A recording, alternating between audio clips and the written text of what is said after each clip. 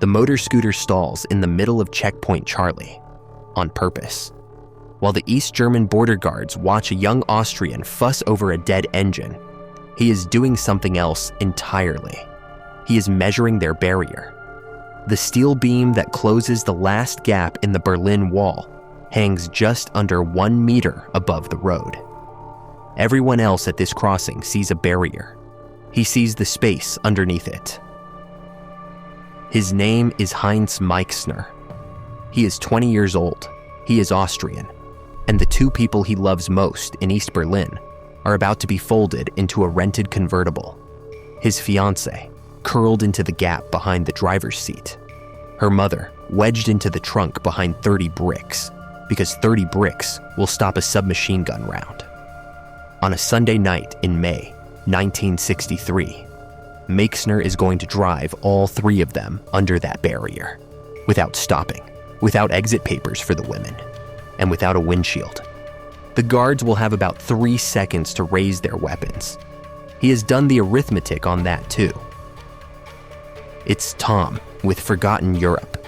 The escape you are about to watch lasted roughly 10 seconds, and those 10 seconds are among the best documented of the entire Cold War.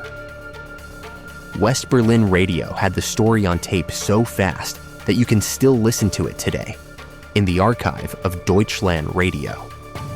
But the 10 seconds are not really the story. The story is a 20-year-old metalworker who beat one of the most guarded borders in the world with a tape measure and a rental car. This is how the file reads. September 1962. A student's dance in East Berlin. Heinz Meixner is there because he is allowed to be there. He was born in Austria, and Austria is neutral. His passport opens doors that are welded shut for every German in the room. 2 years earlier, he had moved to West Berlin for work as a lathe operator, and as a foreigner, he could cross into East Berlin more or less freely. At that dance, he meets Margarete Thurau, small, dark-haired East Berliner. She has spent the last year inside a sealed city. The wall went up around West Berlin in August of 1961, overnight, and it cut through families mid-sentence. By the following spring, the 2 of them are engaged, and Margarete does what the law tells her to do. She applies for permission to emigrate, to marry an Austrian and live in Austria. The answer that came back was recorded at the time, and it is worth hearing in full. The police told her she should marry her young man in East Berlin and settle down there. That answer is the whole East German state in one sentence. It did not treat its citizens as people who might want to leave. It treated them as inventory that might go missing. Meixner said later, "As soon as I heard that, I made up my mind to get her out." But he had a problem that most escape plans could not solve. Margarete would not leave without her mother. Tunnels take one person at a time through mud for hours. Hiding places in cars get found. At the checkpoints, guards rolled mirrors under every chassis and opened every trunk. Whatever he chose had to move 2 hidden passengers at the same time through a crossing built to find exactly that. A wall can be tunneled under, climbed over, flown over. All of that had been tried, and the state had an answer, ready for all of it. Meixner decided to do the one thing nobody had planned for. He decided to go through the front gate, or rather, under it. Sunday, the 5th of May, 1963. Shortly after midnight, a small British sports car rolls through East Berlin toward Friedrichstrasse, toward the crossing the Americans call Checkpoint Charlie. Margarete is crouched in the gap behind the driver's seat, under a cover. Her mother is folded into the luggage compartment, 30 bricks stacked behind her, between her body and any bullet that might follow them out. Margaret's line about it was still being quoted a week later. Luckily, Mother is just like me. Before they left, Meixner did one last strange thing to an already strange car. He let air out of the tires. Tonight, every centimeter matters. At the entrance to the border area, A guard stops him. Passport, Austrian, routine. The guard waves him on toward the customs shed, where the flashlights are, and the mirrors on wheels, and the men whose entire job is finding people hidden in cars. Meixner does not pull up at the customs shed. He guns the engine. The little car snakes through the slalom barriers, skids past the startled guard. And now there is nothing ahead of him but the last steel beam across the road. Painted in red and white stripes, the bar that closes the final exit in the wall. For one moment, he admitted this afterwards. It looked too low. He had measured it. He trusted his measurement. He jammed the accelerator, pressed his head down beside the wheel, and the car went under the barrier. West Berlin, he braked so hard, the car left a skid mark of nearly 30 meters, close to 100 feet. Behind him, no gunfire, not one shot. The Vopos, the East German border police, never got their weapons up. 3 seconds, exactly as calculated. In the trunk, one mother. Behind the seat, one fiancé. At the wheel, a 20-year-old with his head still bent down. And while the American guards were still staring at the lowest car in Berlin, the men on the eastern side were staring at something else. The gap under their barrier. A gap the whole world was about to read about. And a dictatorship was now desperate to close. That race between everyone who wanted to copy this and a state that wanted to weld it shut forever is the second half of this file. The state lost this race in public. If watching a dictatorship lose to a tape measure is your idea of history, the subscribe button is right there. And the second loss is still ahead of us. Because before the gap closes, you deserve the answer the West Berlin police wanted that night. How does a 20-year-old know, not hope, know that his car will fit under a border? Rewind a few weeks. Checkpoint Charlie was the crossing for foreigners and diplomats. Brightly lit, permanently watched, the showcase of the border. This was not some sleepy country lane. 18 months earlier, American and Soviet tanks had rolled up and faced each other across this exact stretch of asphalt, engines running for the better part of a day. One of the moments the Cold War came closest to stopping being cold. A place the world's cameras already knew by name, and that is exactly what made it beatable.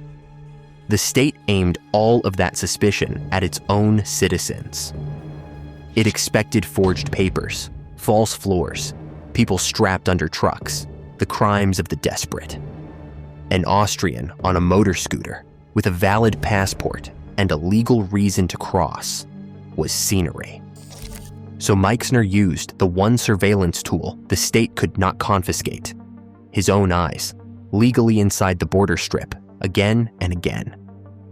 The height of the beam was the first number he needed, and you cannot stand at Checkpoint Charlie with a tape measure. So he stalled his scooter next to the barrier and pretended to have engine trouble.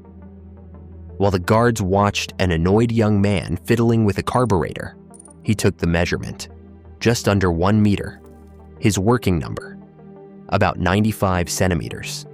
Of everything in this file, that scooter is the piece I would put in a museum, not the car, the scooter, because that is the moment this stops being a daydream and becomes engineering. The contemporary account describes a man who laid his plans with meticulous care, and the details back that up. He did not glance at the checkpoint once and hope. He crossed it again and again, the way he was entitled to, and each crossing brought home another piece, where the guards stood, how the slalom of low barriers forced a car to crawl, how much open road lay between the customs shed and the beam. The state had built the crossing to slow down cheaters. Meixner memorized it like a racetrack. The second number took longer. He went through West Berlin's car rental agencies one by one, hunting for a car that was low enough, quick enough, and had 2 hiding places, a shelf behind the seats and a trunk big enough for a human being. The car that ended the search was almost a joke. The Austin Healey Sprite, a tiny British roadster, one of the smallest and cheapest sports cars in Europe. The kind of thing you could park in a bicycle shed. With the roof up, the car stood over 1.20 meters. Useless. Roof down, windshield still mounted, still too tall. But the windshield on a Sprite unbolts, and with the windshield removed, the whole car measured about 90 centimeters. 95 minus 90. 5 centimeters of air. 2 inches. When Time magazine wrote the story up that month, the headline was simply, 2 inches to safety. 5 centimeters at speed at night, with your head down beside the steering wheel. If his measurement had been wrong by the width of 3 fingers, the beam would have arrived at the height of his neck. That is why he let air out of the tires, to buy a little more margin, squeezed from the only place left. And there was one more piece, the one almost nobody mentions. Meixner told exactly one person, another young Austrian. He gave him a precise timetable and one job. Keep the western side of the crossing clear of cars at the critical minute, because a vehicle rolling in from the west at the wrong moment would have turned the lowest car in Berlin into a head-on collision. Then, when everything was ready, came the boldest move of the whole plan, and it barely gets a mention in most retellings. Meixner drove the escape car into East Berlin, legally, past the same guards with the same passport, stamped and waved through, a foreigner visiting his fiancée. The state checked the paperwork of the man who was about to beat it, found everything in order, and opened the gate for him. Sometime that evening, the windshield came off. The accounts do not say exactly where. By the time the car stood outside Margaret's house, it was no longer a rental. It was a tool built to a tolerance of 5 centimeters. And be clear about what he was betting. His passport protected his crossings, not this. The East had a name for helping people escape. It prosecuted it as trafficking in human beings. And the files of that era are full of Westerners and foreigners who vanished into East German prisons for years for exactly this. If the car had stalled, if a tire had shredded, if the beam had been 10 centimeters lower than his number, the best outcome was a prison sentence for all 3 of them. The worst outcome was standing right there at the checkpoint, holding a submachine gun, 30 bricks for the trunk, air out of the tires, a friend holding the far side open. A Sunday night when the crossing was quiet. Every risk he could measure, he measured. What was left, 3 seconds of startled men with submachine guns, he simply accepted. 10 seconds after he ducked, the plan stopped belonging to him. It belonged to the press, and the press needed something this escape had never produced: pictures. The run happened in the dark, unannounced, in seconds. No camera saw it. What existed that first morning was a skid mark of nearly 30 meters, 1 very low sports car, and 3 people without a scratch. The first audience was a handful of American guards on the western side of the checkpoint, and by the account that survived, they needed a moment.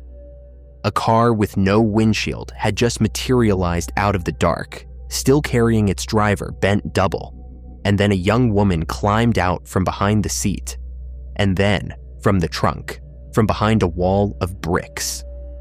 A mother. Once the shock wore off, the welcome was warm.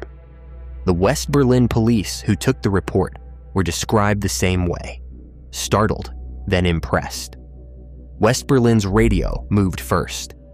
Rias, the radio in the American sector, had the story on air within days, and that mattered more than it sounds. Rias was the station East Berliners tuned to in secret, the frequency the wall could not block. When Rias told an escape story, it was not just news for the West. It was a message beamed straight back over the barrier, into the kitchens of the people still behind it. Someone got out, and here is how it felt. that recording survives. The reporter's name is on the tape, Eric Nieswant, and the Chronicle of the Wall, the archive project run by Germany's Federal Agency for Civic Education, keeps it available to this day. When Meixner explained himself, the words were written down. I figured it would take the Vopos 3 seconds to draw their weapons once they realized what I was doing. But I thought I could make it in those 3 seconds. And then about the bricks. We had 30 bricks behind Mrs. Thoreau to protect her if firing started. According to the reports from that week, he also told the police what the whole night had actually been for. Now we can get married. And here I have to be straight with you about the pictures, because this channel lives on the difference between what happened and what was staged. If you have ever seen this story before, you have seen the photographs. 3 people packed into a comically small car, showing exactly how they sat. A sprite with a cut-down silhouette sliding under a striped barrier, driver folded flat. Those photos are real photographs of a performance. They were taken afterwards on the western side, reenacted for photographers, with the same people and the same car, and none of the danger. Press agencies filed some of them under dates years after the escape. The real run happened once, in the dark, and no camera saw it. What documents it is the skid mark, the radio tape, the interviews, and 3 living passengers. The images you have seen are the rehearsal, performed after the show. I say that not to shrink the story, but because it does not need the staging, and knowing which is the entire point of reading files instead of retelling legends. After the wedding reports, the record on Heinz and Margaret goes quiet. For 2 people who only ever asked to be ordinary, quiet is probably the happiest ending this channel can offer. On the eastern side, the reaction reportedly began within hours. The lane he had used was barricaded, but the real problem could not be barricaded. The problem was that every newspaper in the West had now printed the recipe. The exact height of the beam, the exact car, the missing windshield. And the state was caught in a trap of its own design. It could not simply lower the beam to the asphalt.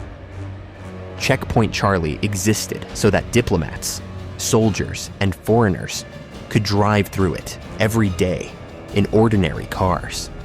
The crossing had to stay open to traffic, which meant the gap had to stay a gap. The engineers of the border now needed something that would let a car pass at walking pace and kill the same car at speed. And until that something was designed, welded, and mounted, the recipe still worked. And here the file gets almost too good. Western reporting from that summer, the story survives mainly in American newspaper archives, says that weeks later, an Argentinian named Norbert Conrad set out to free his own fiancée, Helga Werner, from East Berlin. He went to a West Berlin rental agency and hired a low British sports car. According to that reporting, it was not just the same model as Meixner's. It was the same car, the same rented Sprite, back at the border for a second run. Conrad had read the recipe, and he improved it. A convertible stripped bare on a cool Berlin night is a car that invites questions. So as that reporting has it, Conrad only loosened his windshield and kept it mounted until the last possible minute, so the car looked ordinary, right up to the moment it stopped being ordinary at all. A border guard, flipping through Conrad's passport, is said to have asked him, "Isn't this the same type of car that man used to get through?" Conrad said he had no idea. Then he did it again. Helga Werner rode out of East Germany in the trunk, the same hiding place Margaret's mother had survived. An American paper, the Toledo Blade, preserved her memory of the moment on the far side. The car stopped, and she was rigid with fear. Then the trunk opened, and Norbert looked down at her and said, "We arrived. 2 couples, 1 rented car, the same 5 centimeters. If a screenwriter handed you that, you would send it back as too neat, which is exactly why I flagged where each piece of it is sourced. The neat parts of history are the ones you check twice. After that, the answer came in steel. Vertical rods were welded beneath the barriers at the crossings, turning the gap under every beam into a row of bars. The accounts disagree on whether that took the East a day or a season. They agree on the result. No car ever slipped under that barrier again. Think about what actually beat the state here, twice. Not force, not luck, a number. The border was an engineering project, and engineering projects have tolerances. And for almost 2 years, the tolerance under one beam at one crossing was 5 centimeters wider than it should have been. The state watched that crossing day and night. Not one of the watchers was paid to lie down on the asphalt and look up. Meixner looked. Once, from a scooter seat, in plain sight, while the men paid to watch him, watched an engine instead. That is the quiet cruelty running underneath all of these files. Every door somebody slipped through was welded shut behind them. The wall learned from every escape, and what it learned was always paid for by the next person who tried. The rods under the barrier were, in their own way, a monument to Meixner. The state does not reinforce a border against something it considers impossible. The file ends where it started, with a scooter and a lie about engine trouble.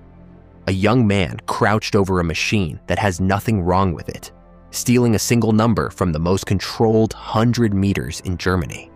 The state behind that barrier had 155 kilometers of concrete around West Berlin, close to 100 miles, plus watchtowers, searchlights, and men under orders to shoot. At least 140 people died at this border. Most files from this wall are heavy in the hand. This one is not, and I will not pretend otherwise. Nobody was hurt, nobody was betrayed, and the worst injury of the night was a set of ruined tires. But hold the two facts next to each other anyway. The same barrier, the same orders, the same guns. And whether a file ends in a grave or a wedding could come down to 5 centimeters of air that nobody thought to measure, except the one man who needed them. Somewhere in the Deutschland radio archive, the tape from that week still plays. A reporter at Checkpoint Charlie, describing a barrier that suddenly looked different to everyone who saw it. The concrete sits in museums now. The measurement still stands. More of these are coming, measured twice like this one. This was forgotten Europe,